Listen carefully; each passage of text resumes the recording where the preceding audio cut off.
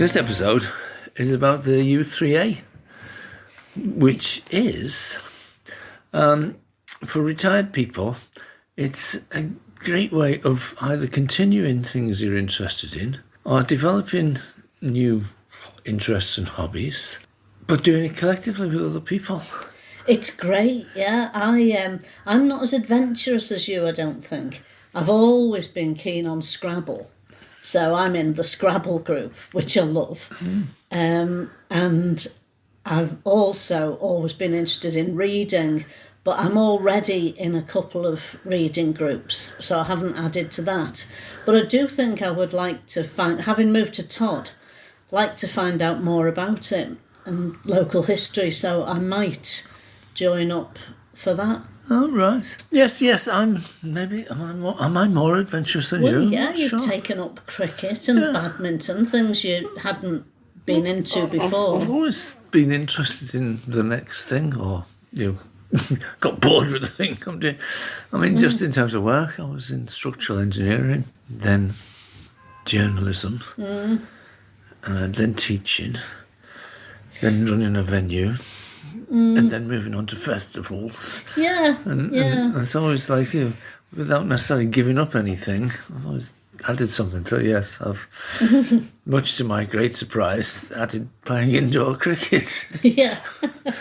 Yeah, so it's a great organisation, and sometimes people have been put off by the word university in it, University of the Third Age, but it isn't an academic exercise, although some of the things are, if you choose that. But it's a marvellous thing. It can be, because Alan Fowler gets a mention in this. Yeah. He used to be a history teacher at Manchester Metropolitan University. Yeah, Manchester Poly when I went there, and he was one of the history lecturers there. Yeah, and he seems to run a history group there now, so you can carry, like I say, you can carry on with things, or you can develop new skills. And the groups continue or don't, according to how popular they turn out to be. But there's lots of different, there was a cinema group, which sadly didn't carry on because they didn't have a choice over what film they could see. If they chose a certain day in the month to go, it's whatever was on the pictures that day, which not everybody wanted. But it gave it a go, Yeah, and they survive if there's enough interest. Yeah. Yeah, so I think it's a great thing. You're right, though. It's not a university, and I suspect the word university puts some people off. Possibly, yeah. But because there's no exams, there's no certificates, there's no striving for ambitions or anything. It's just unless you want to. And I think it's filling part of the void left when the WEA stopped happening, which was the Workers' Education Association, and that was night classes for people who didn't go to university, didn't have the means, or didn't want to. And that was great. My first teaching was with the Workers' Education Association. Yeah. But now that that's gone, I think the u3a is partly filling that void. Yeah, there just isn't as much adult education generally as there used to be. No. So I think, anyway, it's a great thing. So we met with Brenda and Bill, who are on the committee and heavily involved in it. Yes, and full of enthusiasm for it. They love it, don't they? Absolutely. And Brenda, as she says, came not knowing many people and joined partly as a social thing, and she knows lots of people now. Yeah, and it's great. Things to interest her. And it's for your retired people at whatever age you've retired. Yes. When I retired, we went travelling around the world, and while we were doing that, we learned how to do podcasts.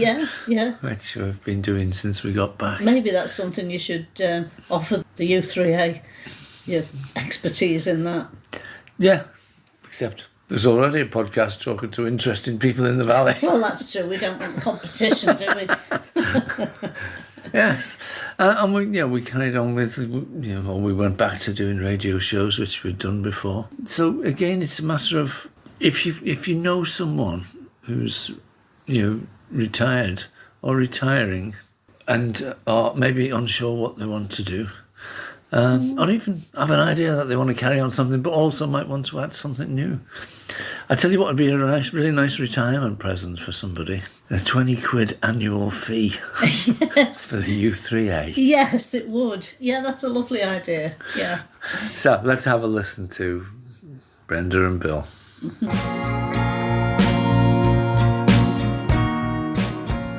Hello and welcome to the next episode of Real Voices of Happy Valley, where we're talking to Brenda and Bill, who are both involved with the u3a.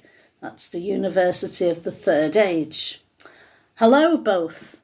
Hello, hi. Brenda, if we could start with you, if you could tell us what is your involvement with the u3a and a bit more about it. Okay, well, I'm a committee member and I'm membership secretary. I have been doing that for probably about 6 years. I came as an ordinary member and just got more involved, and then I was invited to join the committee, and I've been on the committee ever since. Right, and well, either of you, how long has the u3a been going and where does it serve? Well, that's one of the facts we did check before. Oh, good. And it's 2008, it started in Todmorden. Yeah. But nationally, it's about 40 years old. And it started actually in France. It's an international movement, and you find u3as all around the world. Yeah.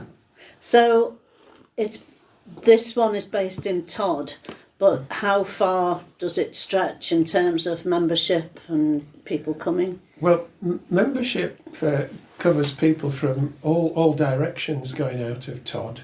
Oh. So there are people from Rochdale, Rossendale on the one hand, and Halifax, Sowerby Bridge on the other. I mean, there are some other u3as in neighbouring towns.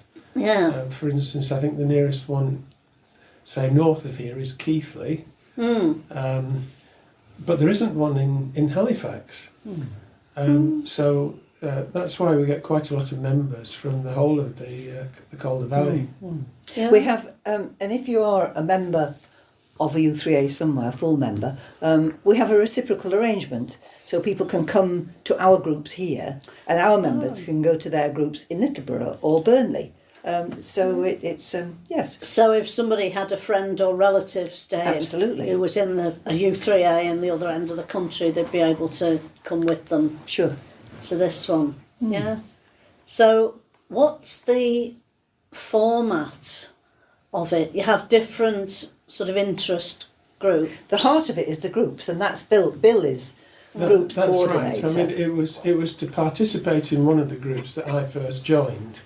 I used to do adult evening classes in languages. I did French and Italian at night school. Right. Yeah. And I As wanted, a student or a teacher? as a student, yeah. I wanted to keep that going, and there are fewer and fewer opportunities to do it around here. And the other thing that's different about the u3a is that you don't pay a big fee to take classes. It's not really a matter of taking a class. Anything that you pay is just for the sort of hire of the premises. So we don't employ professional teachers, but there are groups that form around all sorts of interests. Well, yes, that's partly why I said interest groups rather than classes, because I know personally I'm in the Scrabble group and Dave plays football and cricket, so they're really different things, aren't they? But not what you would consider academic subjects, which I always thought the u3a was actually. Because it's for a got long university time, in the title. because of isn't it? university Yes. in the title, I thought it was a kind of Yeah. academic thing. But people bring their own life skills and experience and training and continue to use them after they're retired. So our groups are dependent on the group leaders, conveners as we call them, offering subjects that they're already expert in. Yeah. But usually in a more informal way. And that's how it works. So we depend on what people bring to u3a. That's right, yes. I mean, there are quite a number of different kinds of things. As you said, there's about 8 different sporting activities of one kind or another. I mean, Dave and I play badminton. Yeah. We've recently started pickleball, Yes. which is... I've heard which of is quite pickleball, fun. but I've got no idea what it I've is. heard of it when Well- watching Ghosts. I don't know if you've ever saw it, you know. And I think it was the American one we were watching, and they were going to a pickleball thing. And I was like, what's that? You know, so being inquisitive, I looked it up, and then I saw it in the u3a. It's kind of like, is it like table tennis, but Well, without a table? It's like playing on the top of the table tennis table, Right, yeah. if you like, but with a rather larger bat, which we call a paddle, and a round ball about the size of a tennis ball, but with holes in. And the other thing that's different about it is he scores like badminton rather than either tennis or table tennis. Yeah. And is that going But down well? we're all beginners. Yeah. So we've been going at that one for about 6 weeks, and of course, we started that one without having an expert convener. I mean, one of our committee members, Michael, found us a friend who could tell us about the game, and he came along the first time. But apart from that, we just book the court and play. Yeah. I mean, we bought a set of the paddles and balls, so that people could try it without having to buy their own. No, that's good. Yeah. So there's no need for expertise. It really depends on the activity, how much expertise you need. Yeah. I mean, you've also mentioned a number of games that people play. That's, what have we got? So we run the board games group, and we encourage people to bring a game that they enjoy playing and teach it to the rest of us. I see you've got Quirkle down here, which is one of those that we play, and Ticket to Ride, Catan, but various other ones that we So again, we share the skills.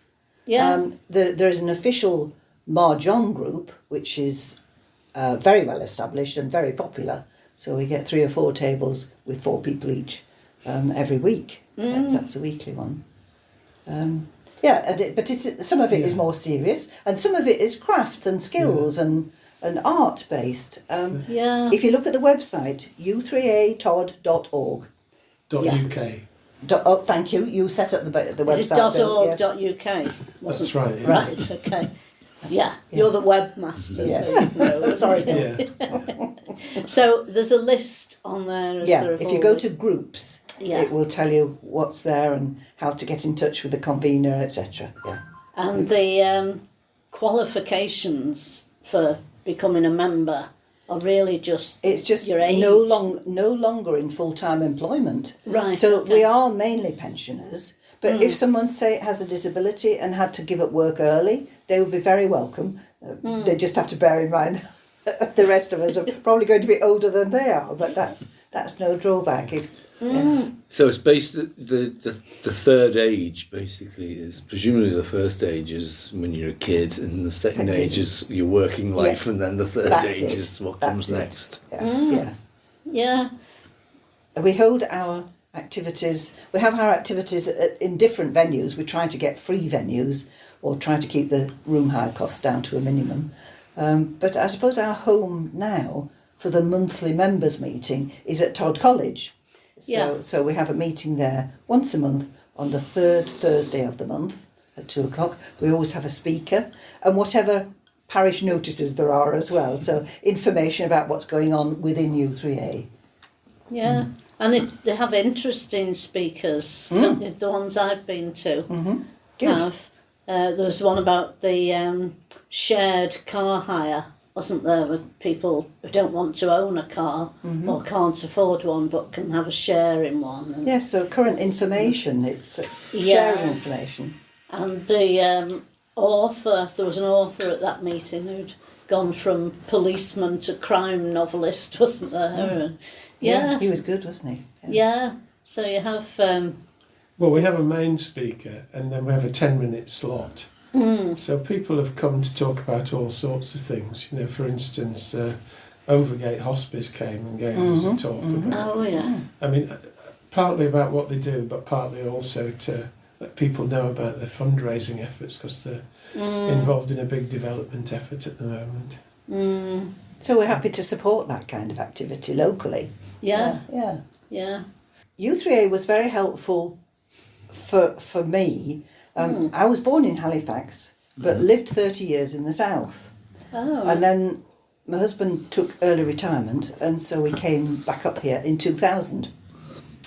We knew the landscape, but we didn't know a soul.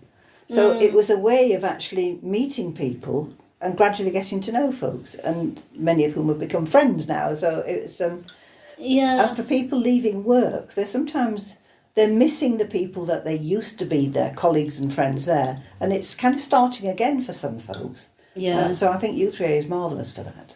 I think we were a lifeline for a lot of people during COVID. The techie people, I'm not one of them, on the committee, were able to quite quickly find out how to do Zoom presentations.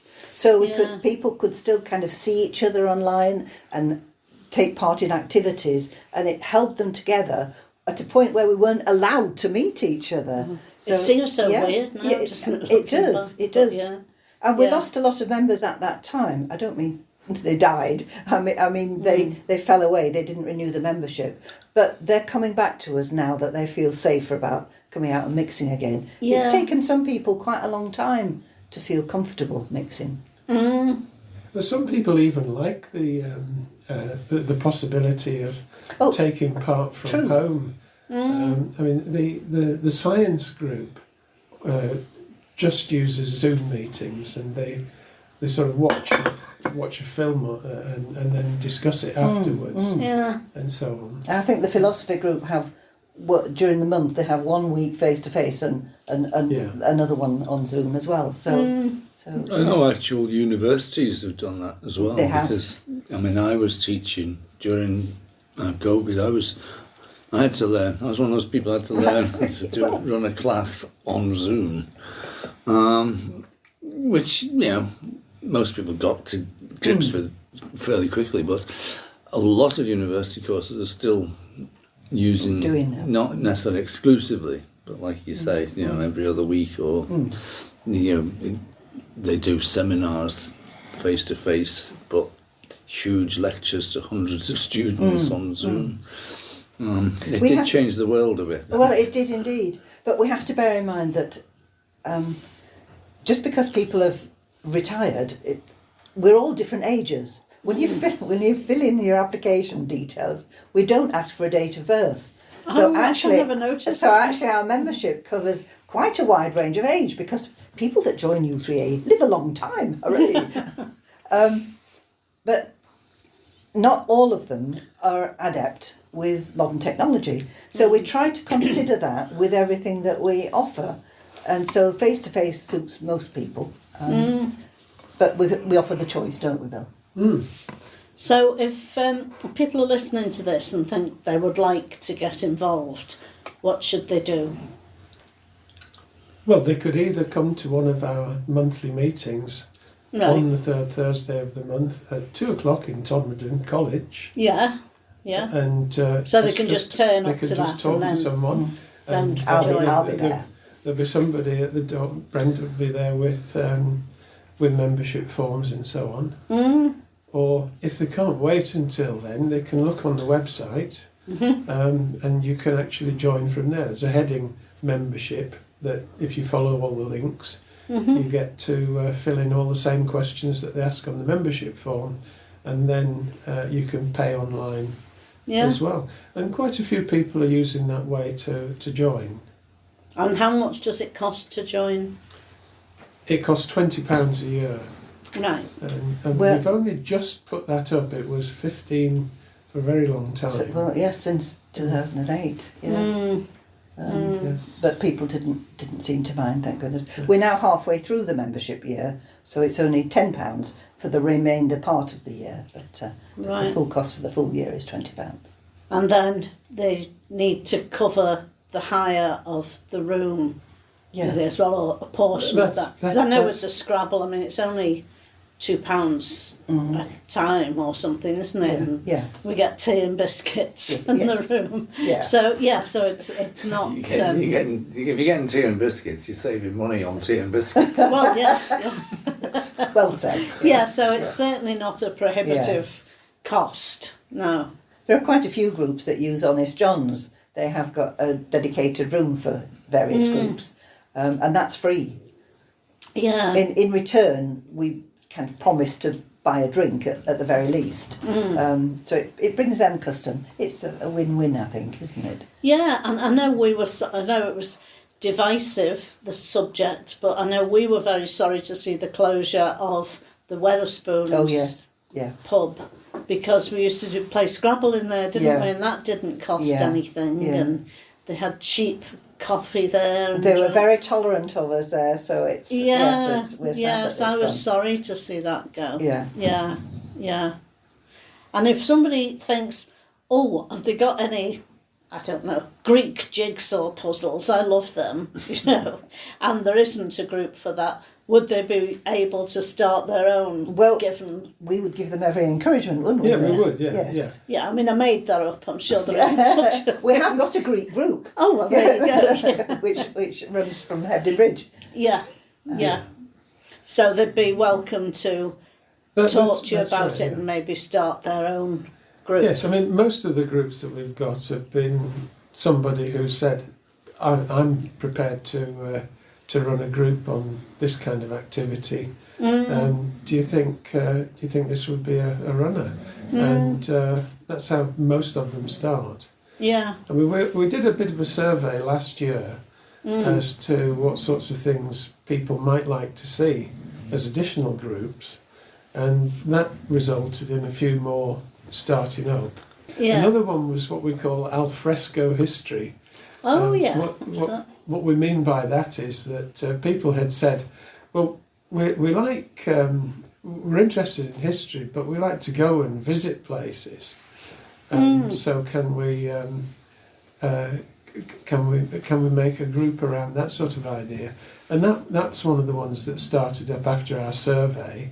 And I mean, as the group's coordinator, I mailed everybody about the first meeting and so on.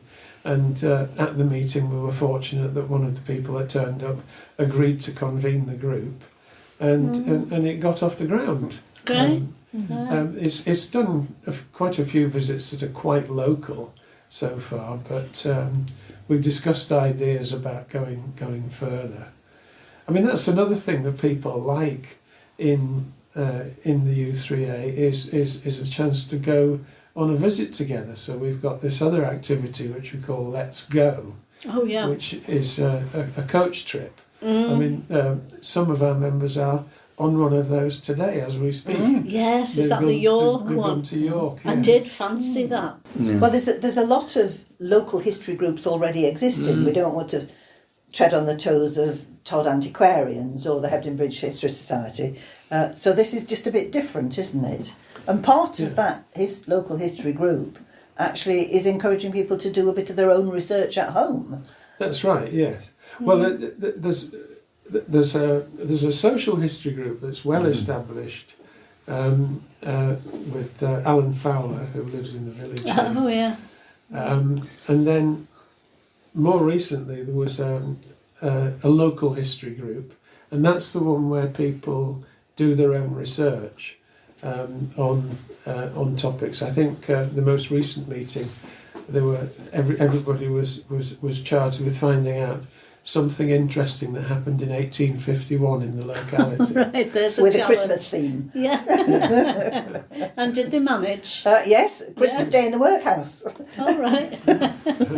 Oh, well, it's been lovely to talk to you. Thanks very much.